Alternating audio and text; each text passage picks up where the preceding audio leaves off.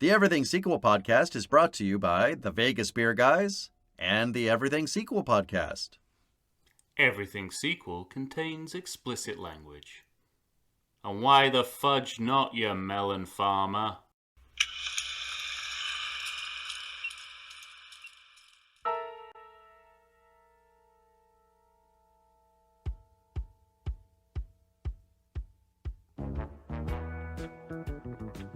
Hello and welcome to the Everything Sequel podcast. This is a Pink Panther edition. Today, we take revenge. My name is Michael Shantz of the How Dare You Awards. Joining me, the man trying to blow me up so he can be his pirate, Tom Stewart of Lonesome Whistle Productions. Say hi, Tom. Hey, mamma mia, oh, spaghettino to Al Pacino. I wrote that Al Pacino line down. I was like, I gotta remember that. Well, you made reference in the ranking episode to the political problems of this movie. Mm-hmm. And it's interesting because this disguise, quote-unquote disguise, is probably, in real terms, just as racist as the yellow face outfit that immediately precedes it. But it reminds me that impersonations of Italian and or Italian Americans is still the acceptable face of racism. Yeah. You could still get away with it even in today's media, in a way that you couldn't with the Charlie Chan Fu Manchu outfit that he's wearing in just the scene before. Yeah. So right. For some reason it's like the antidote to that, and yet it's part of the same problem. Completely part of the same problem. I suppose there's a distinction in terms of one is a straight out mockery of language, tradition, and culture. Whereas, the other one seems to be more derived from a particular set of movies. Yes, a sort of subgenre of crime cinema. Yeah. That doesn't make it okay. It doesn't make it okay. I suppose it's helped by... I mean, there's nothing multi-dimensional about the outfit he's wearing in the previous scene. Whereas this is the kind of multi-level comedic performance where Sellers really shines, because he's Sellers playing Clouseau playing Brando. Yeah, right. And it's interesting as well that they went with such a... they went with the fat suit. Mm-hmm. Because, sure, Brando's getting there in 78, but it isn't part of his persona yet that he is obese. No. Yeah. So this is a self-fulfilling prophecy almost. He is not yet the Score or Island of Dr. Moreau Brando. No man is an island, but Marlon Brando came close. Yeah, I was thinking... He becomes like his obesity becomes a running joke in various Simpsons episodes. I was recalling with the where he's at the World Records office and it's world's fattest man. I know, world's greatest actor.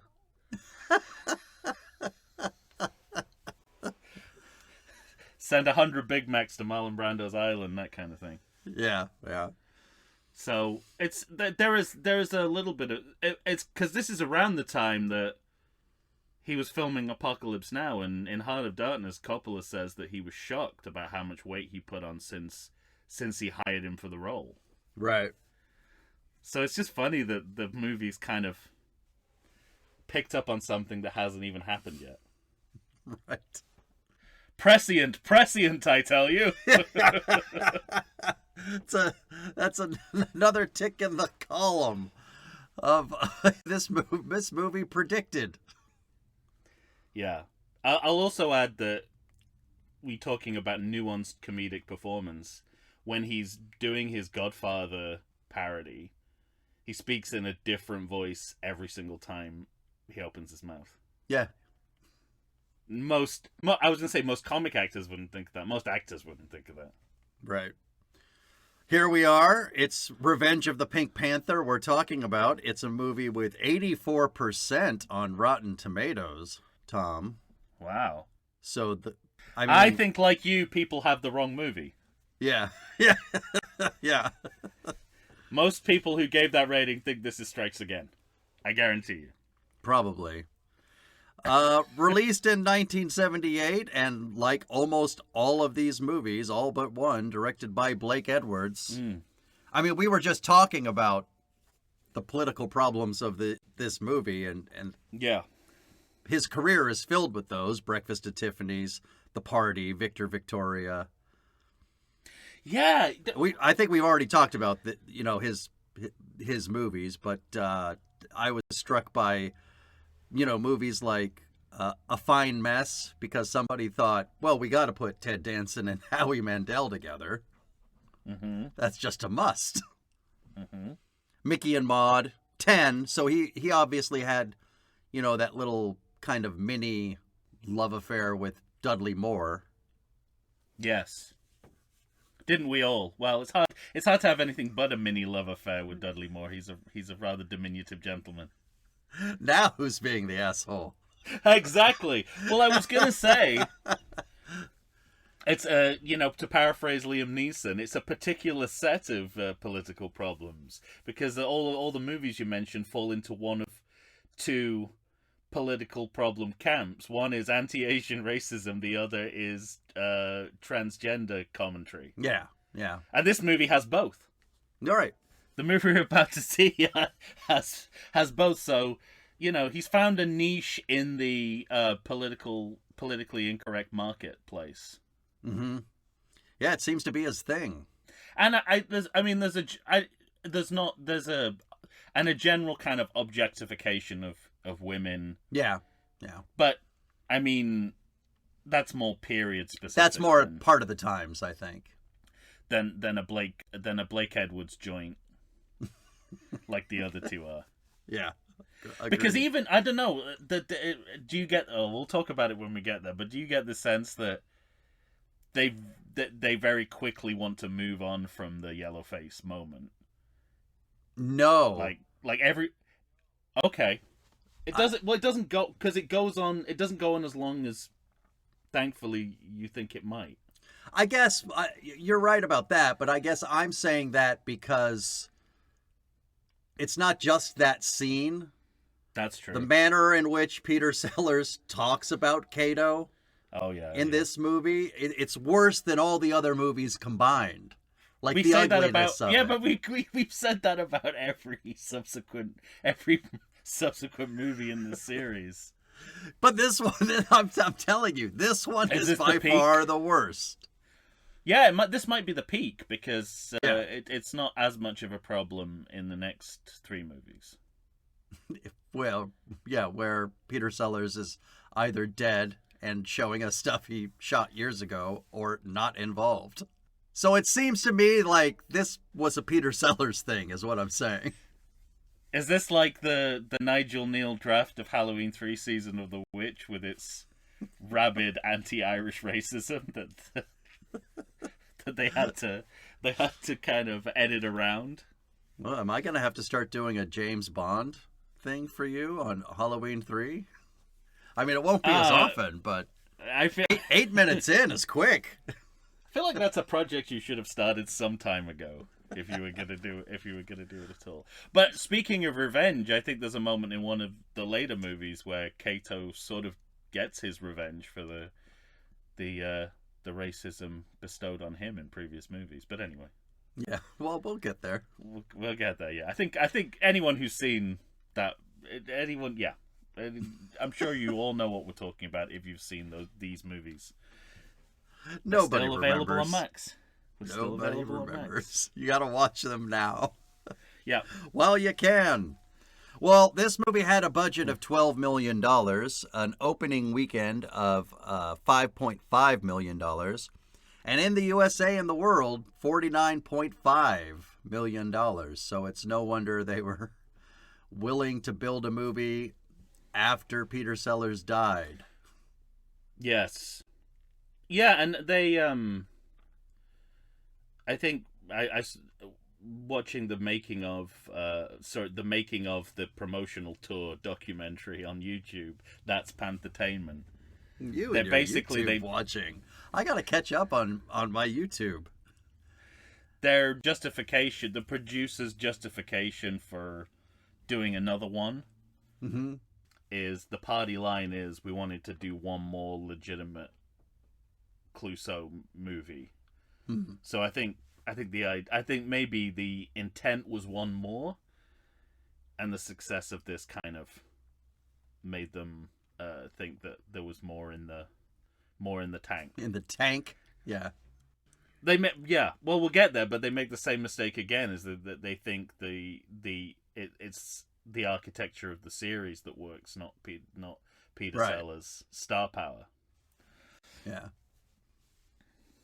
Well, this movie took me down a nostalgia trip as it opened with the MGM logo, but then I really got nostalgic when that United Artists logo appeared, which I equate almost specifically with Rocky movies. Well, this seemed too 80s to be contemporaneous, though. Is this the 70s one as well? I don't know. I never tough. know with these logos. I wish they would just keep the logo that came with the movie originally, and because I'm constantly like scanning for website addresses and anything that would like date the logo, so I know whether it's the original one or not. Yeah. So I feel like this was a re-release. I think this was a re-release UA logo, which is still in and of itself nostalgic because it's probably late 80s, 90s. No, see, because I think I remember it for Rocky 3, and that's an 82 movie. Okay. But this is 1978. Yeah. Yeah, interesting. But the MGM logo doesn't have a website address on it, so that might be pure. It does have a real fucking lion. And yeah, no CGI lion being rapidly moved out of the way. Yeah. Yes. The one thing about all these logos is they just feel like we need more motion. Well, the first time I saw the CGI lion version of the MGM logo was for, I think, No Time to Die. Mm. So I think that was partially responsible for some of the cognitive dissonance I had for that movie the first time I saw it, because I was still reacting in real time to a CGI lion. Yeah. I was like, you didn't give that long cold open a fair shake because you were still pissed about the lion. Yeah, it's still too long though. Oh, right, fine. 30 minutes does not a cold open make. Well, my next note after the logos is that we have not so subtle mafia music. Yeah, the movie is that of a 1970s Italian-American crime movie. Yeah. Imagery, direction, music, even the actors they choose, Robert Webber and the two Loggia. the two Roberts, Webber and Loggia. It's much more pastiche than parody. It's played entirely straight. Yeah, it is. And it's kind of, in a sense, it's a throwback to Shot in the Dark, because it's sort of, which is a crime movie molded in the style of the era. Yeah. And they seem to be wanting to do the The same whodunit. thing. Let's start with a base of an actual contemporary crime movie. And I wonder if if part of this is a reaction to the fantastic flamboyance of Pink Panther Strikes Again, especially the end of that movie. Yeah. But I just thought it was interesting juxtaposing it against all of these opening heists and playing it as straight as they do. That to me was really interesting and made the movie different in a way that I thought was a good choice. Yeah, I think it's good that Edwards is showing off his dramatic chops and kind of putting the brakes on the comic strip elements that have sort of emerged in previous couple of movies. Mm-hmm. But it's sort of, I don't know, it almost works against itself because it's a completely deadpan cold open. Yeah, that's true. Plot and character based. Going from this into the cartoon seems there's a dissonance. There's something odd about it. Disconnect. Yeah. If you were viewing it blind, you wouldn't know this was a comedy. Right. Just by the cold open. And in a sense, I mean, in other senses, we're going back to the organized crime versus Clouseau storyline again. I wrote down that the board of this company has decided to kill Clouseau because that will help for some reason.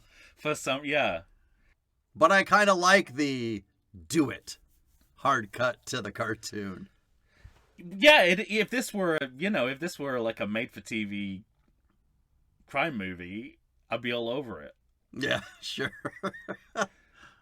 And it's also very metatextual because they have a discussion about how Clouseau is still alive after so many attempts, and they say yet he continues to survive, and it's almost like they put the reviewers on screen trying to figure out why does this character have such longevity? Why is it why have we had 20 years of Clouseau? How is it possible?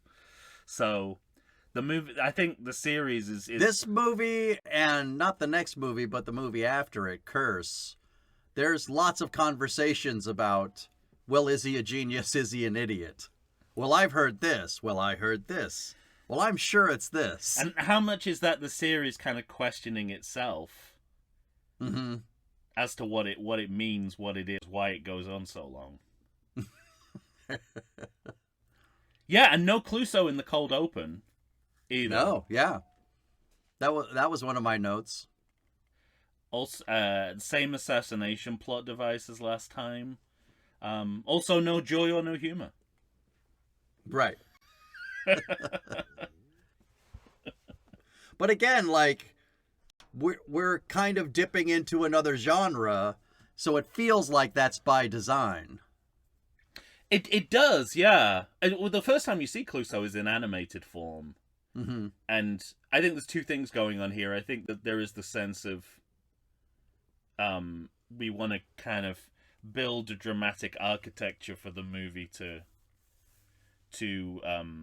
function around, to sit on top of, like, that's to sit on, yeah, base. Yeah, let's set those foundations. But you can't help thinking that it's also, given what we know about how ill Sellers was, it's their dramatic way of working around the illness of Sellers. So yeah, like he won't appear in large parts of this movie, and I think that is by design. That's so they can use him without because they can't rely on him. So it's about how much can we get away? How much of this movie can we get away not having Clouseau in, and having a dramatic storyline that doesn't involve him being present is a big part of that, I think. Sure. Which is at least half the movie. I mean, it's at least half the movie, if not 3/4 of it, is a storyline that he can be referred to in, but doesn't have to be physically present. Yeah, right. And then it's sort of like, well, and we've always got that 10-minute animated title sequence where you also don't need Peter Sellers because it's animated Clouseau. Right. And you've got him and the Pink Panther. You've got him and the Pink Panther in these opening credits, and one of my notes was, I kind of questioned myself because I grew up loving and watching Looney Tunes, Bugs Bunny, and that sort of thing. And even though I know that, like, a lot of the cartoons I watched the most were actually created in the 50s. Yeah. There seemed to be such a resurgence for them when I was a young kid. And this opening credits with the shooting in the face and that kind of thing reminded me a lot of, like, Elmer Fudd and Daffy Duck and Bugs Bunny. And I was wondering if they were drafting off of Looney Tunes and the popularity of it at the time. I think that's definitely going on. I think also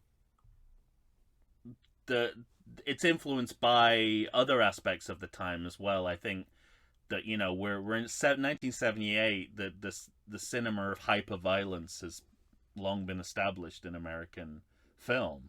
Yeah, that's true. So there's noticeably more violence in these animated title sequences, and then I think just kind of adjusting the title theme to accommodate some of the musical innovations of the time. So they add on this kind of funk bass line. So you've got the da da da da da da da da, and then it's paralleled with do do do do do do do do do do Right. do bum bum bum do do do do do, like for the first time, and it's the influence of funk and disco on the movies of the time. But also, what I like about it is it's the last great variation on the title theme. After this, we get its diminishing returns of when they start basically rewriting that music in whatever is going on musically within the era. Mm-hmm. And the whole thing begins to lose shape. And this is the last time that musically they accommodate something that is responding to the music of the time, but it Of the works time, with but, the music. but works with it. Yeah, right. And it doesn't disrupt the music. They just add a really cool bass line that totally interacts with the actual music. But that's not going. This is the last time that's going to happen. So I think all of that is going on and reshaping this title sequence. In terms of what's going on, I don't know, in terms of the content of and you can talk about the content of these sequences because they're like mini movies. They go on for like 10, 15 minutes. It feels like. And now they're working through the history of art, not just the history of cinema. Yeah. It's sort of like they're getting more and more elaborate. But it's also interesting that Clouseau and the Pink Panther are kind of the co-leads of the title sequence. They're now like a double act, one inseparable for the other. Right. So, and that's unfortunate because after this we have to pull Clouseau out of the Pink Panther again. Mm-hmm. Yeah. And make the Pink Panther the Diamond again. But at this point, it's just the Clouseau and the Pink Panther are interchangeable. They mean the same thing. And then They're the a next double couple act. of movies, and then the next couple of movies have essentially got to rip Clouseau from the formula again, which they've already done a couple of times. So well, and then you're gonna have pretty much Pink Panther solo at one point, and then all of a sudden you see the animated face of what's his name? Benigni. Roberto Benigni, yeah. Yeah, and you're like, oh. With the emphasis on sudden. Yeah, it's almost as if they don't want to make a big deal of it. You think to yourself, I guess this is what they're supposed to do, but I don't like it. You can tell they don't like it either. Yeah. But, I mean, it's kind of, you've got the other highlights of the sequence are, to do a preemptive credit check. Sellers Edwards Productions, which clearly was a company that didn't last long, was, so, the dual authorship of the director and the star is now embedded in the franchise, like for a brief time. For a very brief time, yeah. Before, Blake Edwards' coup in the next movie. Right. And then it's so interesting that, do you think it was deliberate that they named Diane Cannon's character Simone? The name of Clouseau's wife, or did they just forget that they were the same name? I don't know. Because I thought Simone was coming back for a movie. Yeah, right. Which will happen, by the way. I was going to say, because soon we're going to see her again. So, but as surprising was the thinking that Simone was coming back was the return of Herbert Love, who, let's not forget, was eviscerated by an atomic weapon. If you're watching these movies back to back, that happened minutes ago, and now he's back in the movie. And now he's back in the movies as Dreyfus somehow. Very strange. With the emphasis on somehow, because that's as much information as we get as the audience. Somehow, somehow Dreyfus has returned. Yeah. So I don't know. That's all I had to say about the lengthy title sequence. A lot going on, as always. Yes, that's where you got to look. That's the first place. Always the first place to look in a Pink Panther movie. What's going on in the title sequence will tell you everything you need to know about the movie. Well, not just that, because often it might even be a better movie. Yes. Yes, indeed. Now, let me ask you this, because as the movie opens, I had this note that the Pink Panther movies seem on this sliding scale that's like slowly moving up, seem to be becoming more Americanized. Oh, what's your first sign of that? just what's his name in the lead, Robert Webber as Duvier. Mm-hmm. And he's running this company that, and it's weird because the company seems to be located in England. Like when Loja comes to that, it looks like an English estate. It doesn't look like France to me. It looks like England. Right. But then you have lots of American actors mixed in with English people. So we seem to be dropping the French quite a bit, raising the British some. But I also see like American kind of coming to the forefront a lot more. I agree, and I think again that's a reaction to the last movie, which it strikes again is kind of the most British of the. Mm-hmm. Feels most like a kind of Python-esque comedy. All of them. I was gonna say, yeah. Especially, and you know, and that goes down to the cast as well, with the where he goes to New Scotland Yard, and Leonard Rossiter's there, and Tinker from Lovejoy, and you know, it's. I think you're right, and I think it's you just think back to what the last movie was, and it makes sense that they're trying to pull away from that. Yeah. And maybe, you know, Edwards is thinking about the future of, you know... maybe a future without Peter Sellers. Without Peter Sellers and without, you know, the sort of shadow of European cinema around. Right.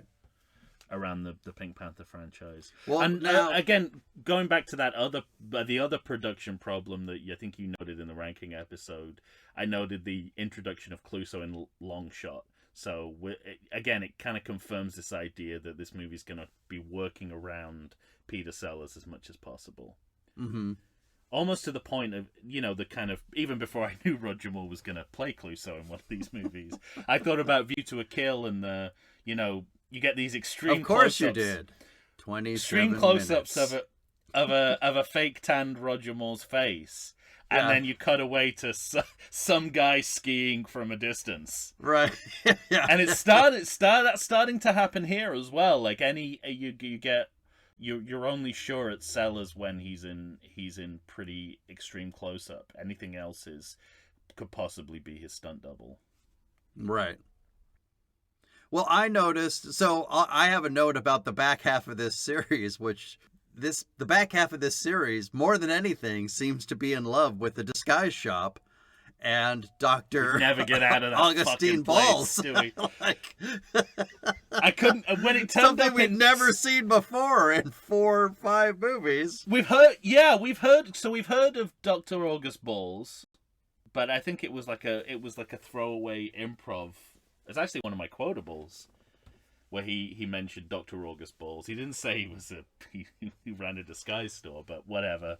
That's what the series does. It likes to retcon the characters it sets up. You know, it's at this point it's an opportunity. We always have to find something for Graham Stark to do other than play the character we want him to play. Yeah, right, exactly. Which is cool. But by this point the disguise element has sort of. The idea of Clouseau as a master of disguise is pretty well established. Sure. And I guess the disguise store is just a way of kind of formalizing that contract with the audience. It's like Clouseau is now essentially the sum of his disguises. He is the sum of his disguises. I also always felt like all of these scenes in the disguise shop are a way to get to 90 minutes. Yeah, they do. Yeah, they really drag, and this is where the political problems for the series really start because you've got you've got that like caricature of a black jockey, the lawn jockey in the background. It reminded me of Curb Your Enthusiasm. That great episode where they.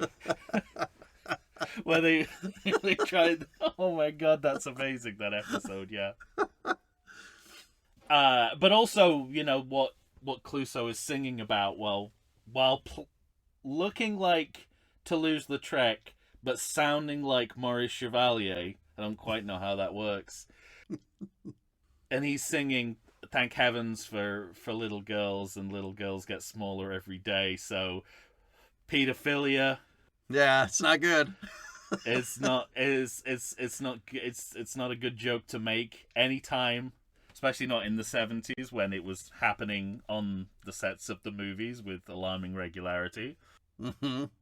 But it's sort of interesting, like in the space of a few minutes, I guess using the animated title sequence as a kind of Blueprint. as a sort of yeah, as like a tunnel from one to the other. We've gone from a super serious movie to like a cartoon bomb, like pure vaudeville.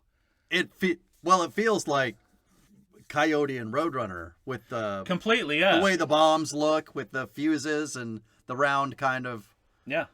bombs that they have the that are straight Acme out of disguise cartoons. shop, right? Acme, yeah, exactly, yeah. Yeah. And also, because his disguise as a little person, I wondered if that was a reference to Dorf, to Tim Conway's Dorf, because it seemed like I didn't know when Conway started doing that. I should have looked it up. Probably before that, and then it's Harvey Korman is in the next movie, so I know.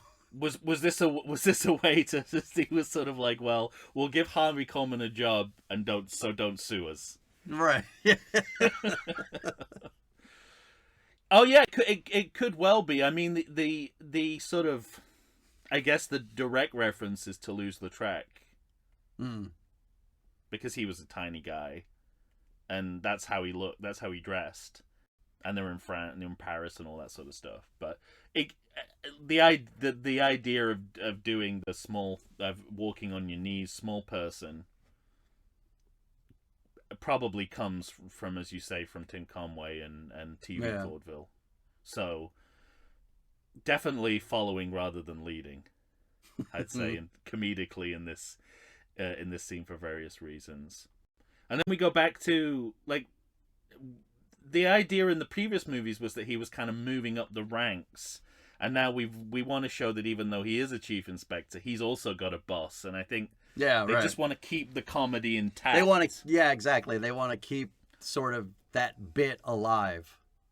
Because if he becomes like the commissioner, there's no opportunity to do the hierarchy comedy that the series is built on. If he's the top dog, if he's the top man in his field, right? I said top man. Like we're gonna see William Hootkins in the next movie. That's a line. But I think that scene's also wholly successful. It reminded me of the early movies with the lighting of the desk on fire and all of that. Like, it's really funny. I have exactly the same note. Like, I'm already getting the sense that this is a kind of more anemic version of a Pink Panther movie. But class is class, and that one-shot, real-time escalation of a trash can fire is great work. I mean, it's undeniable. Great comedic work. It's just a shame that they're sort of dissing the trans community in their dialogue in this scene. And I was just sort of like, unsurprisingly, the treatment of the trans community is not in a good place in the late 1970s. Yes. I don't know why I would have expected otherwise. But then this is where the movie kind of switches gears back to being a joyless drama, because we have Mr. Chong? Mr. Chong, yeah. And we get slow motion martial arts fight sequences, but done entirely straight. Yeah. So now it's just an action movie without comic notes. Like I mean, it's even more baffling when he comes back as if he's a fan favorite 2 movies from now. 2 movies later, I know. Yeah. And also just when they're going to the apartment and obviously they're expecting Kato to attack, they have a long conversation about who Kato is and what he does, and I'm like, kind of takes all the fun out of it if you talk about him doing it before you see it. And I know they're already gonna do the inversion that it's Mr. Chong first. It just, I don't know, it feels kind of like it's a lot of franchise fatigue here. Like when people start talking about the conventions of the series in world, yeah, right, that's the time at where it's a good sign that you need to stop. I think it's starting to pale, right? Yeah. If the best you can do with it is refer to how the conventions work in dialogue. At that point, you're just trying to trip up the audience when you can. I remember looking up But, Mr. Chong, because he also just didn't look like a Chong to me. So that, sure. so it's, I don't know, it's, your It's still, Hollywood's antenna idea get of raised on the of this movie's political problems. It's probably Yeah. it's not as bad as other things going on, but I bet when he's- my ears first kind of perk up a little bit and think to myself, oh God, what are they doing? I bet he's from the East. I'll go that far. I want to say that he was East of what? I don't know. Yeah, But he's from the east of somewhere. I remember looking it up, and I thought it was something like Hawaii or Yeah, that makes sense visually. That Yeah. I can see that being the case. That he's a Pacific Islander. Yeah, definitely. Which again, like you say, given what's coming up in this movie, yeah, exactly. is a lesser sin. But it speaks to the the usual carelessness about racial Right. identification. And there's weird stuff going on in that fight. You already talked about the in camera, the actual fighting, but there's slow motion, Mhm. which I even don't like. I can't imagine you do. Well, but when it was done as a parody of martial arts movies, it was entertaining. But Yeah, played straight, this is different. You're kind of saying that you're kind of being asked to view it as a different kind of entertainment, like Yeah. a less knowing, more straightforwardly engaging with kind of entertainment. Yeah. But, for the back half of this series, it was also one of my first starting notes of Blake Edwards and his directing of action. Mm. Because it's all in frame. Yeah. And then people are even being thrown through walls and stuff. And that reminded me of Looney Tunes again. It felt, again, like he's drawing off of sort of a cartoon world. Definitely, and the button of the Wile E. Coyote falling through the hole in the ceiling. Yeah, That's the sealer that this is pure Looney Tunes, and this is where I noticed that he's reading through the heart issues, but Peter Sellers barely does movement, never mind comedy in these scenes. right. Yeah, you're gonna take a break. Well, yeah, we've got a good start. Why don't we take our first break and we'll come back? Yep, let's do it. All right, we'll be back right after this.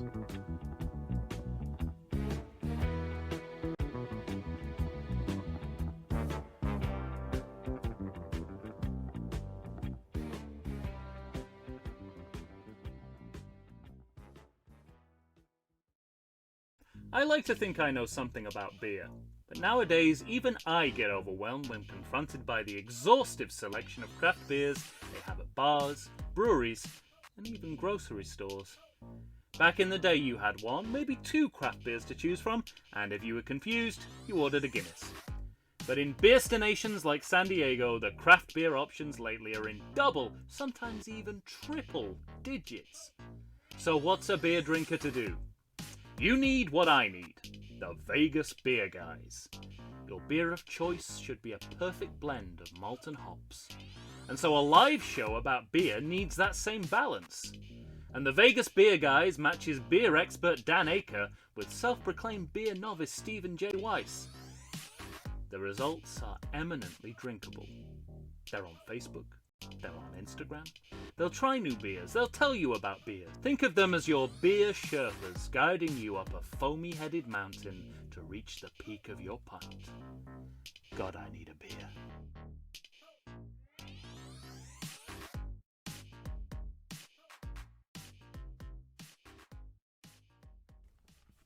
And we're back, ladies and gentlemen.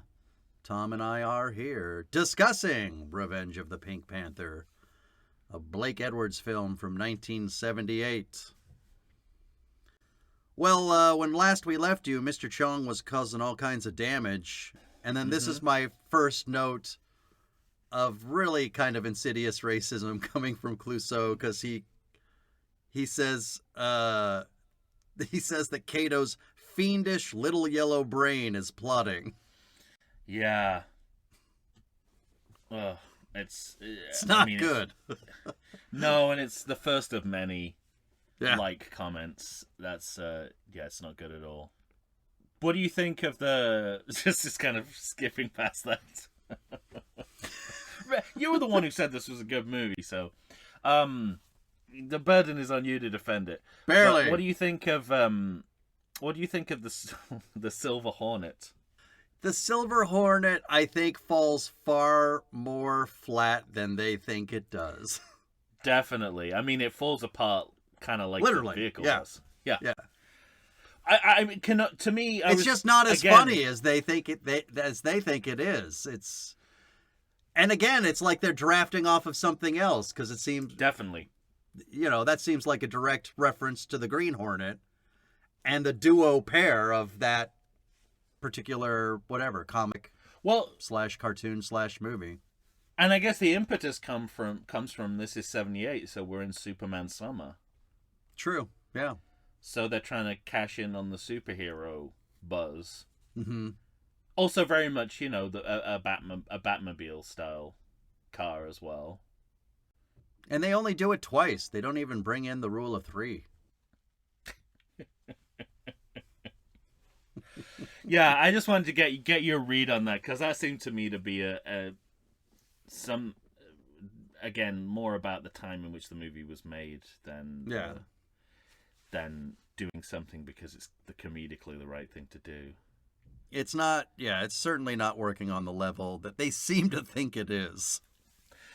And it's a problem that the next scene or two is kind of based on fundamentally unfunny trans mockery with the criminal who dresses as a woman. As a woman, yeah, right.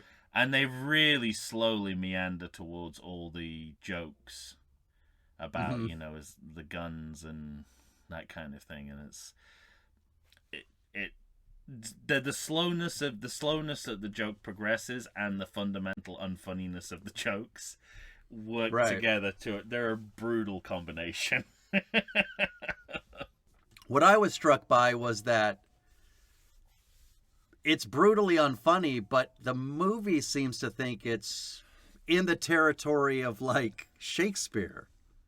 That's how I think they're treating it. Yeah, I think Blake Edwards genuinely thinks he's being progressive in even having a character like this in his movie. In his movie? Yeah, maybe. The character is Claude, and Claude is just this petty thief and has to come to a terrible demise, all so that Clouseau can live. By luck. Right, yeah. Well, this is where we get into the You Only Live Twice part of the movie. Double mention. 38 minutes to 42 minutes. Look at you.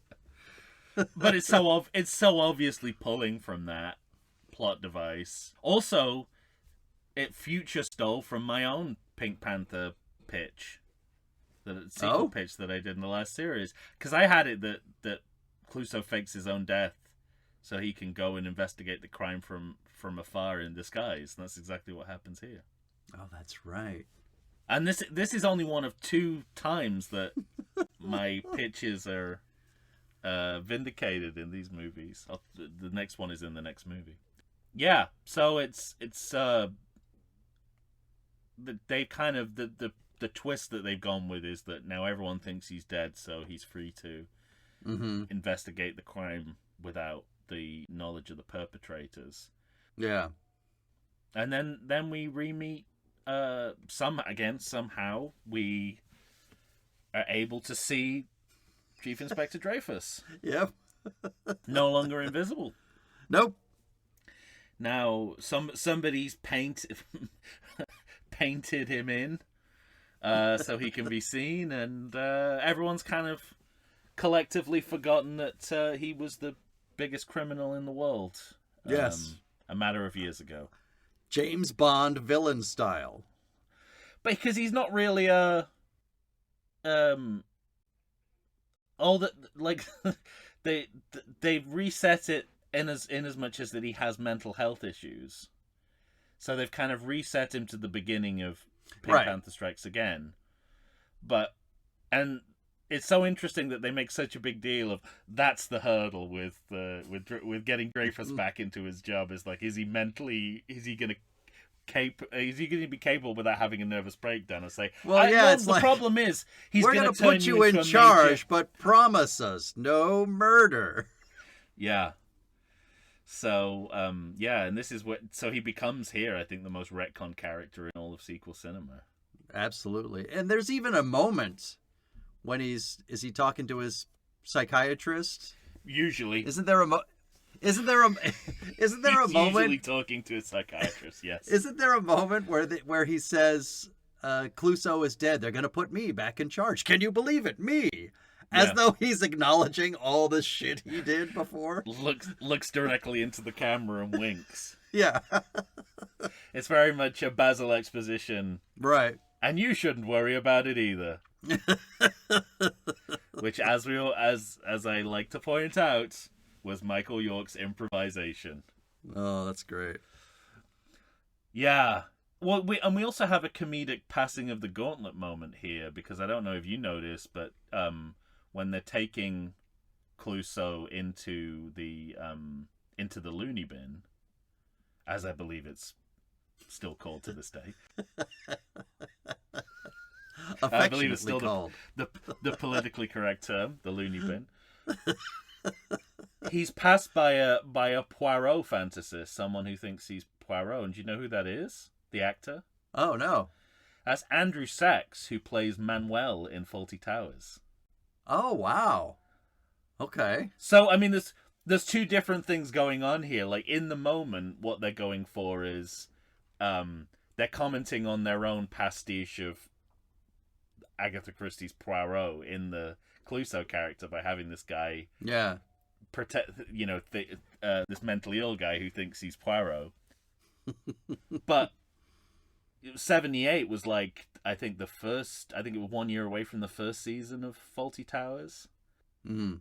And so much of what Andrew Sachs did as Manuel was inspired by Sellers, like the accent comedy, the buffoonery, the European, the kind of mockery of European accents. So it's a real kind of, it's like Steve Martin in that promotional video. It's like a passing of the comedy gauntlet. 2 eras of comedy. That's great.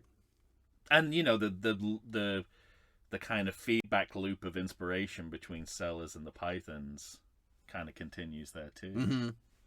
And this is where you get to the point. This is where I really feel the franchise fatigue, because it's like randomized variations on the formula that don't even make sense in world. Like, why is Clouseau pretending to be Dreyfus? Yeah, right. Why doesn't he just immediately say, I am Clouseau. Everyone knows who I am. There's photographs of me in the newspaper on a seemingly daily basis. Well, it seemed to me like I am. Yeah, it seemed to me like he Here's thought... my identification. It seemed to me like he thought he had to stay anonymous and dead so that he could foil the crime.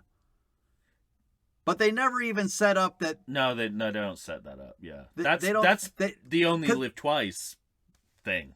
They did that on purpose in You Only Live Twice. They didn't do it on purpose here. Well, yeah, there also seems to be this completely unspoken thing that maybe he can't trust anybody or doesn't know who to trust. Right. But that's not... It's not there within the story either, so... No. Again, the movie's making us do all the legwork to figure out what the fuck the movie is doing. And I don't know about you, but I don't think the few hours in which Clouseau is believed to be dead is enough to build a working brothel. Yeah. One that is kind of already known to customers and has Cato is industrious, but I'm not sure. Yeah. I'm unsure. Well, I'm unsure that about all of this.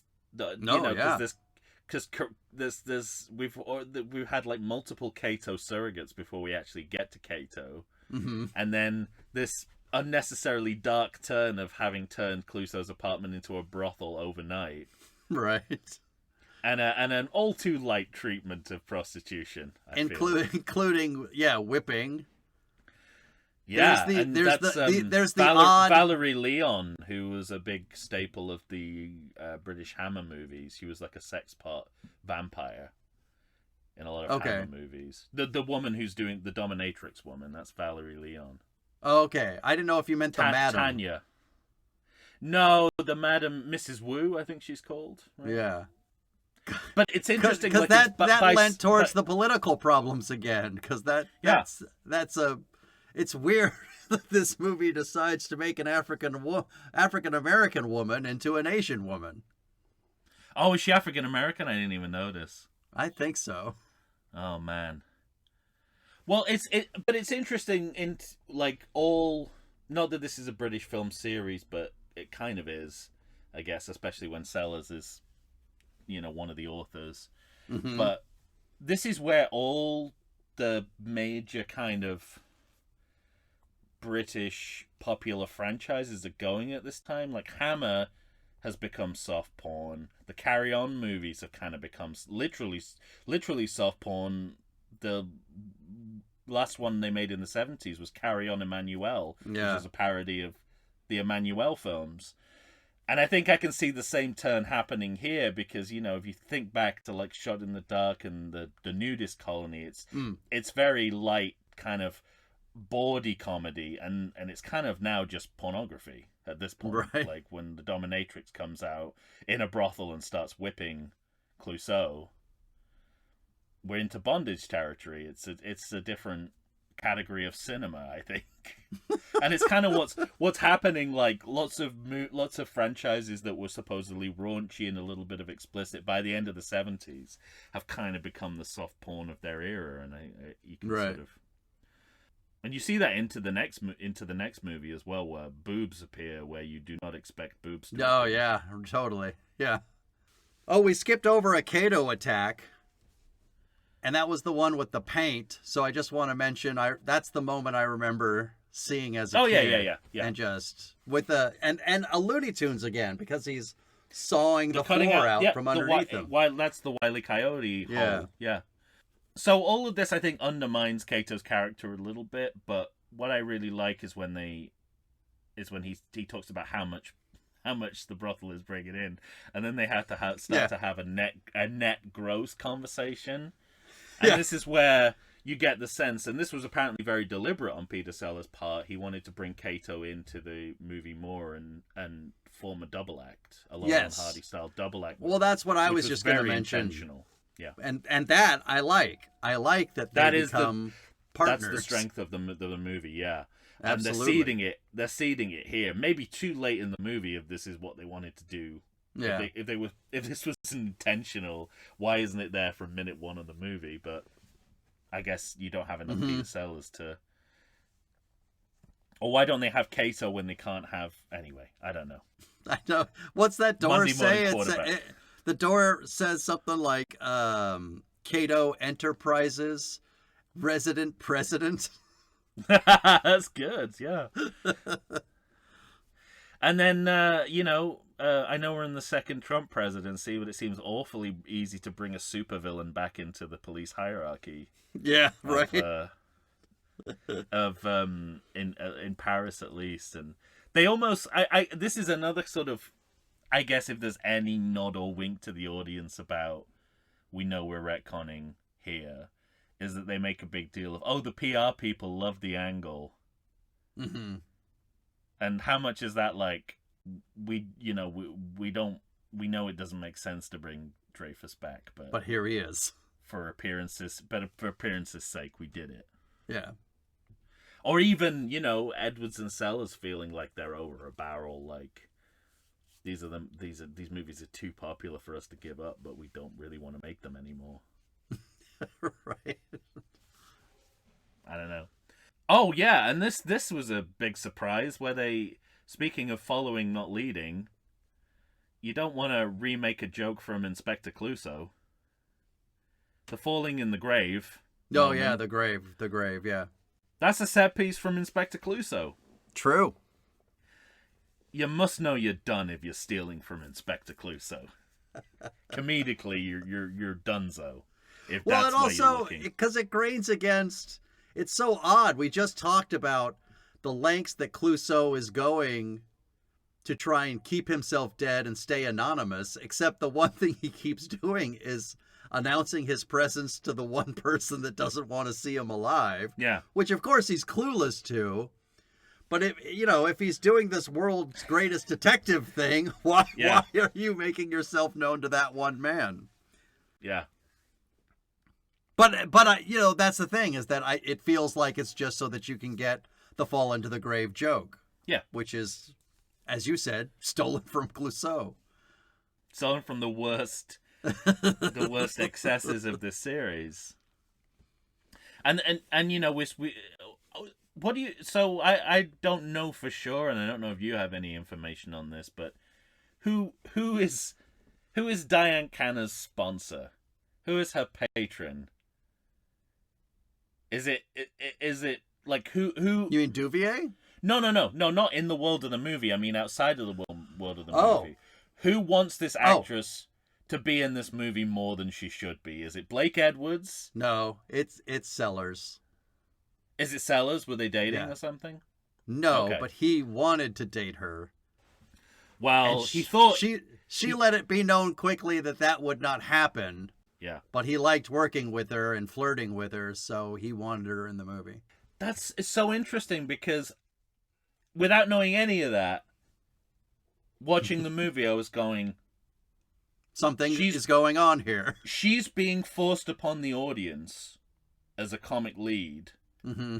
And I was like, who's doing that? Is it Edwards? Is it Sellers? Yeah. Is it another power behind the throne? Maybe executives? So it's so interesting that completely adds up with that information you just gave. Absolutely. Because they spend so much of the movie on her character arc. Yeah, I was really surprised a little earlier in the movie when they try to assassinate Clouseau with the bomb and it fails, and Duvier's in bed with Diane Cannon, and just like kind of leans over after getting the phone call, and it's like, I don't know, Clouseau lived. Our assassination attempt didn't work. I was like, man, that's a lot of information to give the secretary, even if you're sleeping with her. Right. And considering what happens to their relationship later in the movie as it falls apart, definitely not smart to do. Yeah, and once you realize that's what they're seeding, it's not as bad. But at this point in the movie, you're going, we're wasting so much time on this character. Right. Like, it felt like I was watching like Dallas or something. You know, it was like who's sleeping with who and what are the ramifications of that. And at this point, it doesn't look like it's going to funnel into the main plot at all. Right. It's only till we get the end of the longest disco scene in cinematic history that we're gonna find that out. So yeah, well, we're not quite there yet because we're at the place where Duvier breaks up with her, and then we get the Swedish salty dog. Yeah, which is you got to take this movie on a scene by scene basis, and this is one of the scenes that really works to me. The idea that it's just, this was, I've talked about my granddad and just uncontrollable fits of laughter. The reinflating parrot, I think is an amazing bit. I think it's an amazing bit, and I thought of something about what is it about it that makes it so funny to me? Yeah.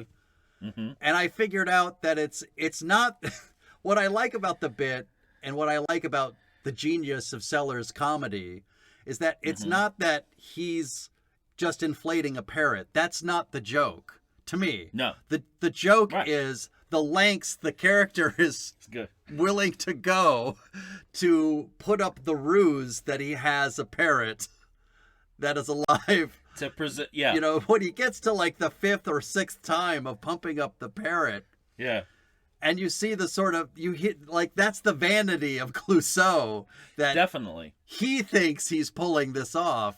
That's where I think it becomes a joke that, it just gave me the biggest belly laugh. Absolutely, yeah.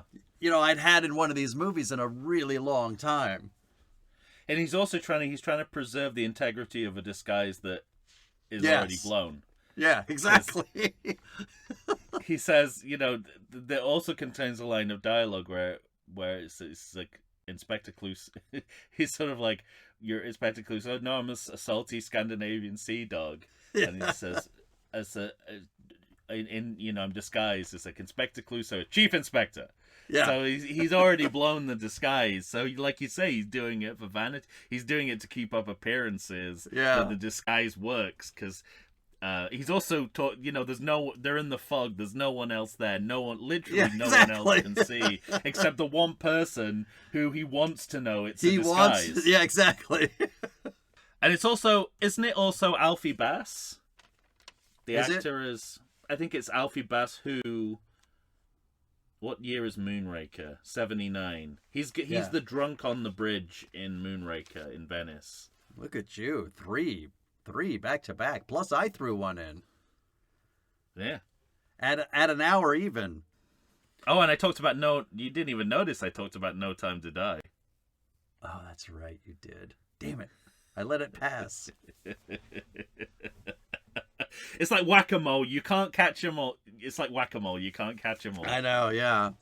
The other thing this movie has are the small jokes, the language jokes. I like. Mm-hmm. When he's in the costume shop at the beginning, he's talking about the anonymity ploy. Mm-hmm. And he falls out of his leg as the salty Swedish sea dog, and he says "swine leg." Yeah. Uh-huh. All those little flourishes are very funny to me. They always get me going. He gives the sailor a Swedish palm reading as well. Mm-hmm. And it's also now all too rare, these notes of eccentricity and surrealism that always puts Sellers above other actors of his ilk. I think. Yeah. That he's capable. In an improv, he's capable of doing some really special. Challenging things. Mm-hmm. But it's funny because as good as the entire scene is with the salty Swedish sea dog, it goes on for a long time. Just for, all he needs is for the guy to tell him, "Yeah, go to this disco." go to this disco. It's also, I wonder whether Blake Edwards was kicking himself because it's so disconnected from the rest of the movie. He'd be like, "Oh, that would have been perfect for Trail of the Pink Panther." Right. I could have eked out another 5 minutes out of that. But it's so interesting to me with all the behind the scenes stuff, and as difficult as Sellers was, and a lot of these scenes can labor on for too long, and we're just trying to get to 90 minutes. But these scenes that labor on for too long are also the only reason that Sellers wants to do the movies, so he can indulge himself. And sometimes you get great comedy out of it, and sometimes you don't. Yeah. Yeah, it's exactly. Yeah, you put it perfectly. And this is also on the side of the movie. On the side, nothing to add. Nothing to add at this time, Your Honor. This is where we start, far too late in the movie, by the way, to get to see Clouseau and Cato as a double act. Yes, yeah, that's my note, too. I mean, even if most of it are there doubles from behind, mm-hmm. it's still worth it. And again, it's ruined by racism. So, that's yes. One of my favorite jokes in this entire movie is immediately ruined by racism, because when Cato falls through that fucking window and comes out eating the pastry, mm-hmm. I was wholeheartedly laughing my ass off. Yeah. It's the highlight of the movie. And I was like, oh, now it's followed by this terrible racist joke. Yeah. Because he said something about at least he's not yellow or something like that. Because he's covered in the flour. Yeah. They go to all this. Yeah, they go to all this work to create, a Laurel and Hardy style comedy double act, which is essentially another way of saying we want to do timeless physical comedy, right? Mm-hmm. And the worst thing you can do with timeless physical comedy is to throw in something that immediately dates it. Right. And dates it in an offensive way as well. I mean, you look at Lauren Hardy's movie; they never made those mistakes, right? At no point, did did Ollie call Stan a whatever, a limey or whatever. Yeah. I mean, it's like they kept the insults purely personal. You, sir, are an idiot. Yeah. I am also an idiot, but I'm not aware that I'm an idiot. But I know you're an idiot, and I'm blaming you for my idiocy. I'm sure you're an idiot. And that works. That'll work in 1,000 years' time. Yep, That will be funny. Yep. But this only works up to the point that it becomes a product of the prejudices of the time. Yeah. And it's the mistake that all dated comedy that is actually in itself quite good will have this fatal flaw where it'll apply something that will only apply to its time and never step outside that. And this is an example which is also offensive as well on top of that. Yeah, it really bummed me out. It made me so sad. Especially to have because such a good joke ruined. Such a good joke, but also again, not just Sellers and Kwok, but also Edwards doing great comedic work as a director. Right. Because the way that, and this is where slowing down the joke is the right thing to do, because they do it. Weirdly enough, I was watching Airplane yesterday, and I was immediately kind of cross-referencing this with the Leslie Nielsen pulling the eggs out of the mouth of the ill woman. And did you watch Airplane? Because I mentioned I shouldn't have taken all those amphetamines. Did I Inception you? Probably.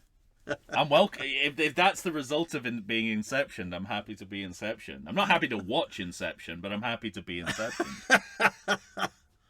But that is literally a magic trick. But Edwards directs jokes like magic tricks. So he shows you all the props first, the way a magician would. Like see the eclair, you see where the eclair is placed, and then the only thing he has to do is time it right. Yeah. And this joke is so exquisitely timed that you, as the audience, forget that he's got an eclair under his hat until the last possible moment. Right. So it becomes a surprise to you again. Yeah. So the best physical comedy is like magic, and not only does Edwards understand that, he is the master of it. Yeah, going back to the idiots working together thing that you were referencing. Yeah. Because there's that moment. At first, Kato is on top of Clouseau's shoulders. Yeah. And then Clouseau says, "Let me get on top of your shoulders." And he says, "Why?" And he goes, "'Cause I'm taller." Yeah. Yeah. That's good stuff. And the fact that it's basically a miniature cream pie joke. It's a cream pie joke, and it's literally a miniature cream pie. It demonstrates when you have two physical comedians who work at a certain level, you can do anything you want. Actually, what the content of the joke is doesn't matter. Right. It's just a MacGuffin for the comedy. Well, I don't have a lot to say about this disco other than it goes on for too long. My God, yeah. Yeah, in fact, I don't think I've written anything about the dance itself. No. I mean, I remember it because it's 20 minutes of the movie, but we have the disco scene, and out of that, basically, all we need to know is out of that, Sellers and Cannon finally meet. And go to her place. You realize was kind of the point of the movie. Yeah, it's happening very late into the movie. Yeah. Let me ask you this: when they get to her place and there's all the drinking bits, yes, how is she standing up comedically for you? This is I made the note. It feels like a comic actor being pushed on the audience. I just didn't know who was doing the pushing. Okay. What were you enjoying it a bit more? A little bit more, but I thought it was odd. It was like putting a non-comedian into a comedic scene, but I felt like she was holding her own as best she could. She didn't do horribly, yeah. Yeah. It could have been way worse. Or it could have been way worse. Yeah. You know what it was? What it felt like to me was a non-inherently funny person, somebody you wouldn't say is a comedian, but who is an actor who understands how comedy works. Yeah, and I think they think they're doing something along the lines of Sellers and George Sanders, who's the same. Right. I mean, he is not a comedic actor, but he's an actor who understands comedy. But this is a bizarre scene for lots of reasons. The fact that it takes so long for us to get here, and realizing as the viewer, it's like, oh, this is what it was leading to all along. But then, did you eventually find out what this means? You realize it's a setup for something, for a joke. But when Sellers says it feels like deja vu, did you think that was like a self-reflexive looking into the camera moment of like, oh, we're several movies in, we're repeating all the same plots and devices, or like how familiar and creaky every film's become? I don't remember. That's not what it ends up being. Yeah, I don't remember. That's the first thing I thought the joke was. Okay. I didn't know it was going to pay off, so I thought, oh, they've got some awareness of it felt unaware themselves. To me. It felt unaware. Well, clearly, because it's all a setup for revealing that it's Dreyfuss's apartment. Yeah, exactly. But going back to your previous point, the number of times, and we'll have to just take them one by one in these last movies, like, there's so much repeating of jokes. Yeah. Throughout all of these movies, as though we haven't ever seen them before. Right. I can't figure out if Edwards is doing just a continuity thing, or if he thinks the joke's that good it must be repeated, or if he'd forgotten that he did the joke completely. Or all three. Yeah. On a case-by-case basis. I think every example will fit into one of those three explanations. Yeah. All right, well, why don't we take another break, and then we'll come back and finish up. Yeah, now that we know where the story's headed. Yeah. Finally. We can finally comment on it. All right. We'll be right back after this.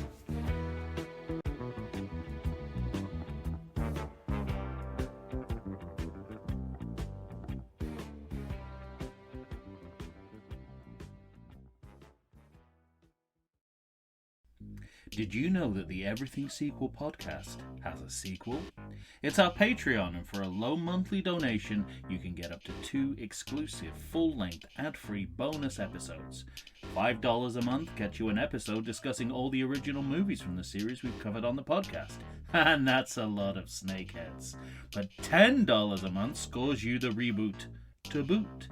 Support Everything Sequel on Patreon and reap the benefits of amazing brand new content you quite literally can't get anywhere else. Got more money than sense? We also offer one-time payments that will get you in the driver's seat of the podcast. Maybe even the passenger seat. That metaphor doesn't work, but our show does. So join the Patreon and believe the hype. It's a sequel. And we're back, ladies and gentlemen. Tom and I are here finishing up with Revenge of the Pink Panther, the 78 film, once again directed by Blake Edwards. It's interesting that Blake Edwards sticks with this series for so long. Yeah. I don't know.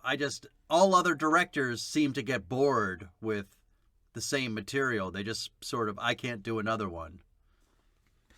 Yeah, I suppose in franchises, they'll direct sequels. Yeah. It's very rare. Yeah. He, I mean, there's kind of two additional things to say about that. One is that in the next movie, he kind of takes authorship of the series in a way he never had before. Yeah. So in a way, it's like, who else would make it but him from this point onwards? And then, Trail and Curse were filmed back to back, so that's... I know. You get 2 out of 1, so he's only really come back to the series once more than you would expect him to. Mm-hmm. So... All right. But it is, it's still a rarity. I mean, Wes Craven's Scream is one that comes to mind. I was thinking also of Richard Donner for the Lethal Weapon movies. Oh, yeah. Well, and he would have directed the last one had he not died. Yeah. So he would have gotten to 5. I say last one. I don't know that to be the case. If this will be or if it will even get made. It's been a while in production. Yeah, true. I'd be worried about Danny Glover dying before. Yeah, exactly. Before the series is over. I saw Mel Gibson's Flight Risk the other day, just because I wanted to know what Mel Gibson would do with a genre movie that's only 90 minutes. Seemed so out of his comfort zone. Interesting. It's a really... it's a fun, bad movie. Ah, okay. You can indulge in how bad it is. No, I mean, I take Mel Gibson on a film-by-film basis. As we must. Bearing in mind, he said he's doing a sequel to Passion of the Christ. That's his next project. Passion of the Christ, get up off of this cross. Passion of the Christ, you know my daddy is the boss. That's Passion of the Christ reimagined by Ray Parker Jr. by Jordan Peele. Oh, that's fucking good. I was about I thought you would just come up with that off the cuff. No. And I was gonna get I was like, you have to stop doing this podcast and leave me behind. No. You gotta.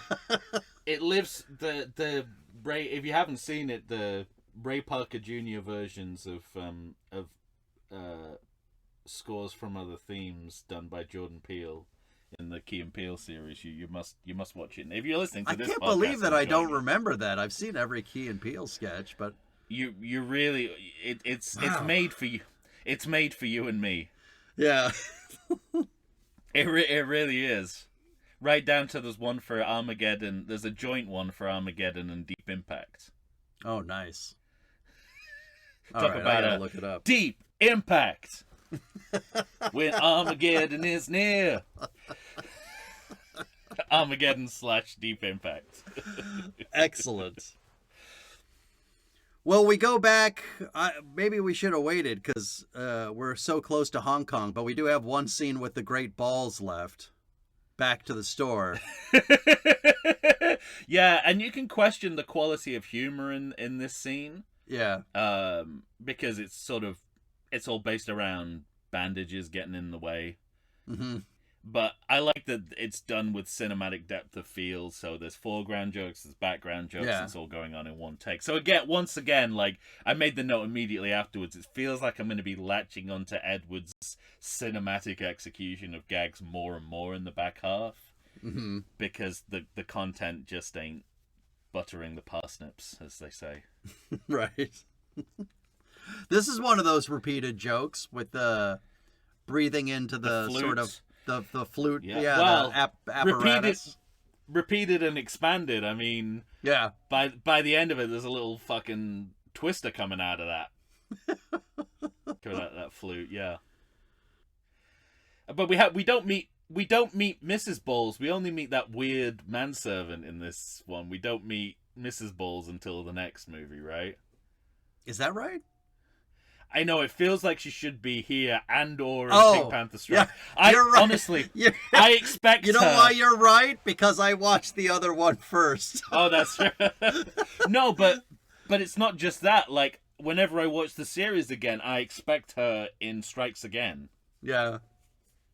That's where I expect her to turn up. And it's actually 2 movies later that she does.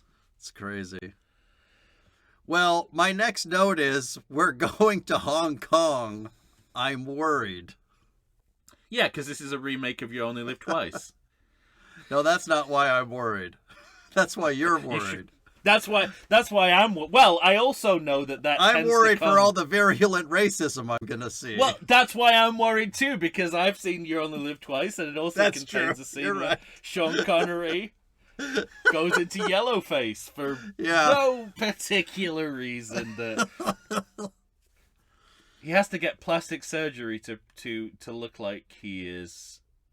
You know, when I was a kid, when I watched that movie, I thought that's not reversible. Like, I didn't get the sense that it was reversible, so I thought all subsequent movies Sean Connery would have his face changed to. Yeah, so and so immediately, you know, you see him in that outfit, which, I mean, there's a couple of Murder by Death has come out by this point, hasn't it? 'Cause this is very late, where he played Charlie Chan. Yeah. He did a movie as Fu Manchu. If Right. you go all the way back to the Goons episodes, they will occasionally do like a fake Chinese voice, unfortunately. So it's kind of like it's a cross between virulent racism and a greatest hits package for Peter Sellers. Yeah. No, which one doesn't excuse the other, but just for No. context. He's been getting away with this for 30 years. Yeah, for a long time.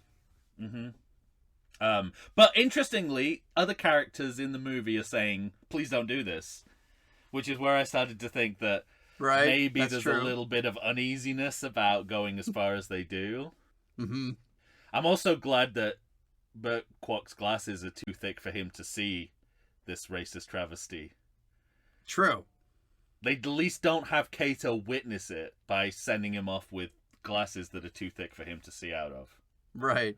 It's one of those things that defies logic, because why would you wear glasses that prevent you from seeing? But I you know, at the same time, it's funny to watch Kato bumping into asses. Yeah, agreed. It's a little bit like, you know, turning Mother's portrait to the wall a little bit. Yeah, like, right. Don't show this in front of the guy who's actually Asian. Please. Please, for the love of God. Is this? It's this movie where he's dressed up like a Hasidic Jewish person, or is that later? No. Okay. The last one. That happens in Son of the Big Panther. Really? Yes, it's nobody dresses a Hasidic Jew in this movie. There's so much racism in these movies, it's hard to keep it straight. It is, yeah. All right. And then we have Paul Wesson, who is the real Godfather. Yeah.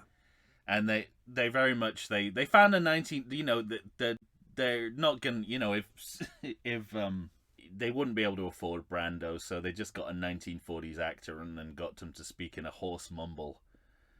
Right. Yeah. Do you know Paul Wesson? I mean, He looked familiar, but I couldn't place him. He's in Citizen Kane. He was part of the Mercury Theatre, of Orson Mercury Theatre. So Okay.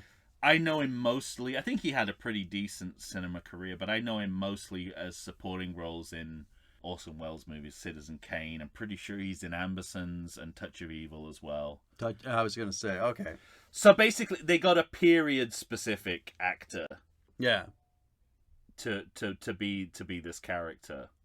But it's interesting because he's playing it straight, but he's got a few bits. Yeah. And then and then the hard parody comes from Sellers putting the cotton balls in his mouth. And that was interesting to me because we know that that's what Brando did. Yeah. So he's playing off a specific choice as an actor as well that the audience would be in on, because I imagine by then everybody kind of had heard that about Brando. Yeah, completely. Yeah. And then you can turn it into a bit because he's like choking on them and he's spitting them out and yeah. I kind of like we talked about this before. It's like, how many years do you have to wait before you can do the parody? And I think, well, like 6 years is pretty good. We talked about that with 33 1/3 with the Untouchables. Untouchables, yeah, that was because that's about the same amount of time. It is. It's 6 years. That's 93, 94. Yeah. Yeah. So there Not you go. There's 93, the 94. I think it might be 94. Yeah. Because it was happening. When was O.J. Simpson? Because it was happening all at the same time. Didn't it come out after he was arrested, or like? Isn't he? He's still in that movie, isn't he? Yeah, he's in the movie. Oh, he's very much in the movie. Oh, you're He's right. catching We babies. talked about that because He's it catching was like, babies in that opening sequence. Yeah, that's right. But it's all happening at the same time. But it was right? it was later in the year, I think, when he. Yeah. Yeah. So that was 94, right? It's got to be. Yeah. Okay. Must. So we've solved that mystery. There you go. And well, yeah, 7 years. Untouchables is 87, so 6-7 years. That's when you do the parody, I suppose. yeah. And in terms of blind acting, I think Kwok is a exceptional physical comedian. Great. And I'm really glad they're just allowing him to do the basics of physical comedy that doesn't have to involve combat, Yeah, right. because he's got more of a range than that. And I like the way Edward shapes that comedy, because there's lots of things that happen behind a plant, behind a wall, but like, where you don't see him for a moment and then somebody comes bursting out but from behind the wall because he just ran into him, that kind of thing. Exactly. Plus, I like his little ice cream truck. Well, I also like that obviously it was so intentional for them to turn them Sellers and Kwok into Laurel and Hardy, and kind of they pick disguises that when they're physically together, they look like Laurel and Hardy. Yeah, right. I wonder if that's the real impetus behind the fat suit. Maybe. It's like, well, Marlon Brando carries a bit of weight, but we want it to look like Ollie. Mm-hmm. And then I think another one of the standout comic set pieces of the movie is the elevator scene. I thought so too, yeah. And the only unfortunate thing is that the series seems to know it and continually tries to do it in less funny ways in subsequent movies. I called it Hotel Hijinks. Well, also, isn't it like the most... It's probably the most subtle fart gag on film. Right. Because normally when you do a fart gag, you go all in, right? Right, you do yeah, Blazing exactly. Saddles, or sure. It's like, it's not actually it's not actually a fart sound. It's the sound of it's like a fart sound you make with your mouth. Mm-hmm. Like it's a raspberry fart sound. It's like Foley farts. Come join my review, Foley farts. Well, But this is organic. I mean, literally, it's organic. Right. But it came out of improvisation. The fart is a escalation of the joke. It's not the punchline. Yeah, right. I'm just because it was just came out of, they're in the elevator, they're sizing each other up. What would be the funniest thing to throw in? Yeah. To that mix. So. Ted Danson was telling a reasons. story about Leslie Nielsen, because he always had a hand fart. Yes, he did. Kind of, he did. Whatever, little toy. Like, and he said, because they were together in Creepshow, and then they found themselves on a flight together. He's like, we got kicked off a flight once because he wouldn't stop using his fart machine. I well believe that, yeah. And then people, and then they would just giggle incessantly. And then somebody asked them to stop, and Leslie Nielsen wouldn't stop. And finally, they're like, you got to get the fuck off this plane. So, got kicked off a flight. While they were filming Creepshow? I don't know if it was, I think it was later. I think it was after that. Yeah. Yeah, interesting. Good stuff. Have you, now seems as good a time as any to ask you, have you watched the video I sent you called Candid Farts yet? Was it? I remember watching two. Was it that recent or a while ago? It was a while ago. Oh, maybe I missed that one. I don't know if I want to spoil the surprise to you as to who is the fart prankster. Oh, then okay. No, I'll come back. It's someone we know and have talked about extensively on this podcast. So, Stallone. No, it's even better than that. You're getting warm. But anyway, I'll watch Candid Farts. All right. You can search for it on YouTube. You don't have to find it. Just Candid Farts. It's 20 minutes long. Watch the first few minutes, get the general idea of what it is, and then skip ahead to the person that made the video. Okay.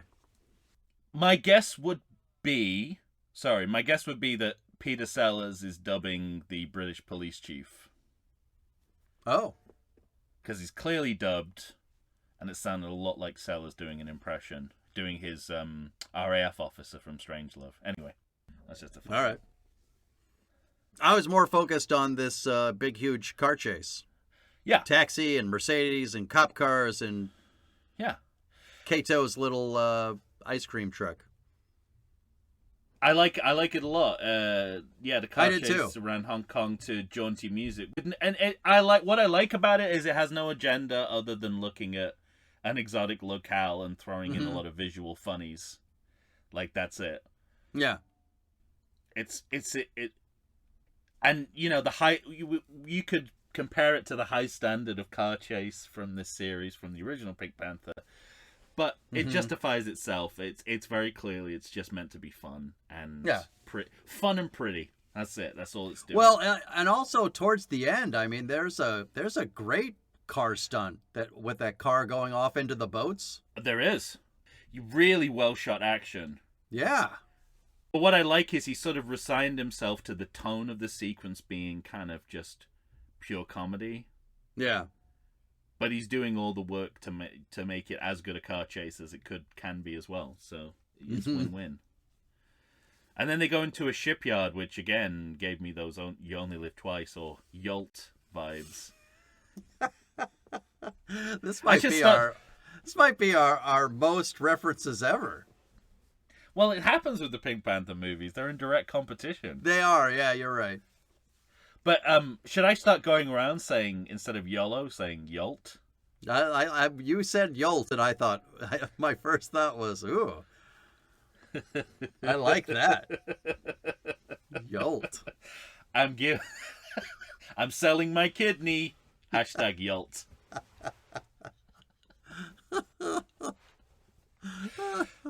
But it's like watching You Only Live Twice if it was made in the silent era by the Keystone Cops. I'd like to see those two universes collide. That scene in the shipyard, that amazing aerial shot of Sean Connery fighting someone on a boat and the camera just pulls up, but you can also see Kato in his little ice cream truck pulling into view at the same time. And then the movie joins the other. Then the shot joins the other just movie. Come together, yeah. Well, that was one of my it's interesting too because you have that moment where Dreyfus shows up and tries to shoot Clouseau. And I thought we're just like right back to square one. I had the same note. And we're gonna have to walk this back in the next movie. Was my note. They spent a movie turning Dreyfus into something different, and then he regressed, and then regressed back to the thing he was before you reset him. And it all just felt like it was for the one joke, too, because he's running away, and he says, "Hey, it's me, it's Clouseau," and he says, "I know." Yeah. And I think they just wanted that joke. They also obviously really wanted a fireworks explosion. Well, this reminded me of the first movie where I thought that they're just putting actors into harm's way. But there's the practical works fine. But when you pull out to that establishing shot, and it's like the worst overlay of fireworks. So, and it shouldn't matter for a comedy, but the practical work in these movies is so good. You do notice when they pull shit like that. Yeah, I just remember thinking it's 1978. I'll give them a break. Yeah, but I don't... Yeah, anyway. And then we get to what seems like a scene that is there as a send-off for Clouseau, which is the award ceremony. The award ceremony, right. But we will see this again several more times. We'll see the send-off about 3 more times, even. Yeah. Because it's such a well-thought-out physical comedy sequence for Clouseau. Sword in the drum, pigeon on the hat. It's like we're teaching a physical comedy class. All right. Today's lesson: pigeon, sword in the drum, pigeon in the hat. I want you to all go. You can't. Your homework is You can't shoot go the and pigeon. find a pigeon. People come in and people like wrote it down wrong, and they come in and they've just got like a pigeon on a sword. It's like no. Those two are independent. They're independent jokes. I couldn't find a pigeon, but I that's have just this. killing what you do. I have this hawk. You can't have a hawk. The teacher insists now you can't shoo that pigeon so much that it flies off the hat. You just have to give a wave. It could also be the pigeon from Moonraker as well. All right, settle down. It didn't do a double take, though. And he gets the girl in the end. He does indeed. But sadly, they bring back the Silver Hornet. Yeah. Has he got the girl before? Or was this the first time? Didn't he get the girl in return? Yeah, I was just going to say. Is it Return? Think so. It's not Strikes Again because that's just about Dreyfus. Yeah, right. Okay, yeah. I think this has happened at least once before. I agree. Wait, who, in Sun, it's the princess, but not the princess, right? Let's save that for another time. I don't know. Right, yeah, it's not. It's the same. I think same actor. It's the same actor, but not the same character. Yes. Okay. I believe so. That's a more difficult question to answer in this series than it should be.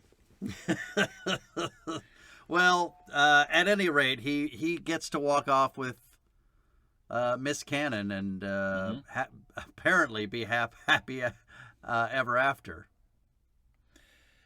That's right, until that pesky Pink Panther diamond's stolen once again. How about a credit check? Yeah, I mean, I'd done most of my credit check for the titles. We have the Panther pink painting over the image, and I wondered whether this was, again, like part of the send-off, like painting over the screen and giving the screen a new coat of paint. The prostitute characters in Kato's brothel, never thought I'd say that sentence, are listed as Chinese ladies of easy virtue. Which is that's a nice way to put it. Yeah, well, it's kind of like the semi-comic character description that sort of is the building blocks of the Airplane credits a little bit. It's like clearly trying to add some humor to it. What doesn't read so well at the end of a comedy film is fading out the theme to silence and then showing multiple disclaimers. Really? You want to end on a laugh, not silence and disclaimers. Not a whimper. That's enough. Yeah, well, that's next week's class. How to end a comedy movie with laughter, not disclaimers. But for now, get your fucking pigeons. Yeah. Take your dead pigeon, please. Yeah, that's it for me. All right. I did most of it in the first one. Perfect. All right. Well, there you have it. The last true Peter Sellers Pink Panther movie. Yes. That's actually a movie. The last time he was a consenting adult in a Pink Panther movie.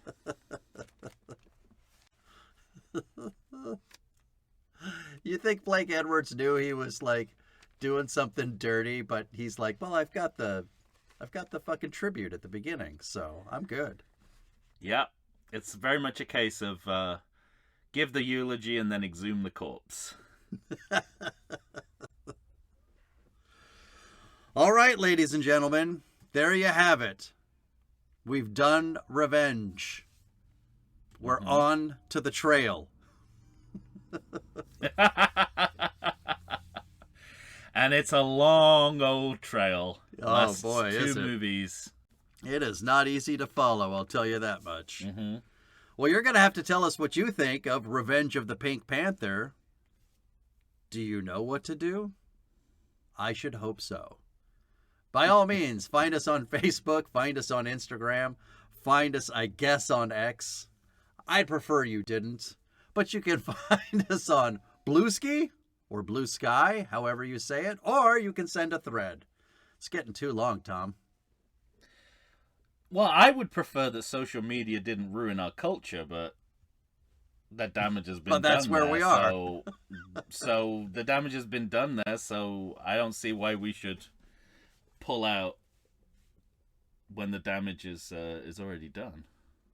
A lot of people ask me, how often are you on social media? And I'll say, just to post stuff and bother people about my podcast. Yeah. And I just imagine, because if you post it for yourself and for the podcast, and, my friends are just berated with all of our photos and stuff, and I imagine they just go, yeah, I get it. Even the people who listen. You're Wesley Snipes now, and he's you. Yeah. All right, well, do any of that or send an email to everythingsequel@gmail.com. Like I said, when you hear us next, we'll be on the trail of the Pink Panther. For Tom Stewart of Lonesome Whistle Productions, Michael Shantz here of the How Dare You Awards. We shall be back. Why don't you say goodbye to everybody, Tom? Yes, even the poop was there,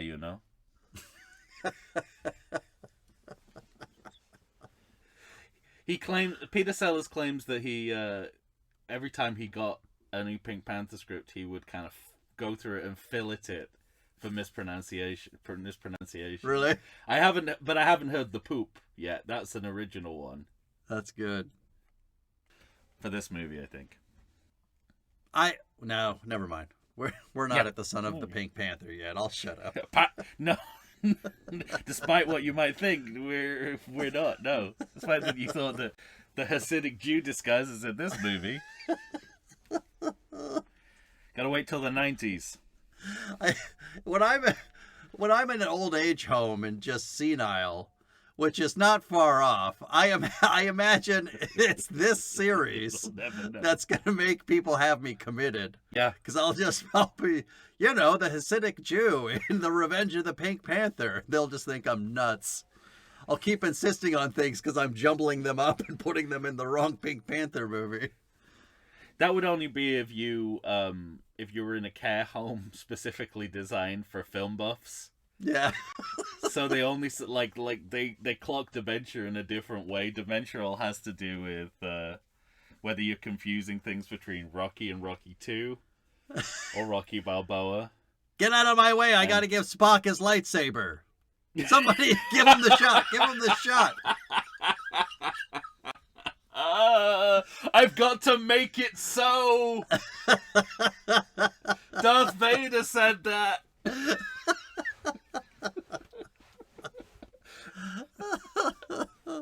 10 cc's of brain juice.